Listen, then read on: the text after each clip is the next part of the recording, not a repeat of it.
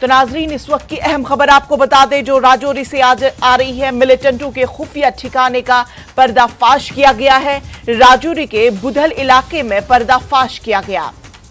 5 grenade detonators बरामद। Police और forces ने मुश्तरका कार्रवाई के दौरान मिलिटेंटों के खुफिया ठिकाने का पर्दाफाश कर लिया। राजौरी के बुधल इलाके में मिलिटेंटों के खुफिया ठिकाने का पर्दाफाश। 5 ग्रेनेड डेटोनेटर्स बरामद। पुलिस और फोर्सेस ने मुश्तरका कार्रवाई अंजाम दी और मिलिटेंटों के खुफिया ठिकाने का पर्दाफाश किया गया। तो बड़ी कामयाबी सिक्योरिटी फोर्सेस के लिए।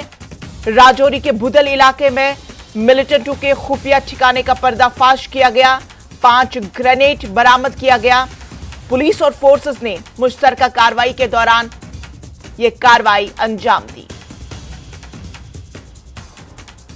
तो बड़ी खबर राजौरी के बुधल इलाके से इस वक्त आपको बताई जा रही है, जहां पर मिलिटेंटों के खुफिया ठिकाने का पर्दाफाश किया गया।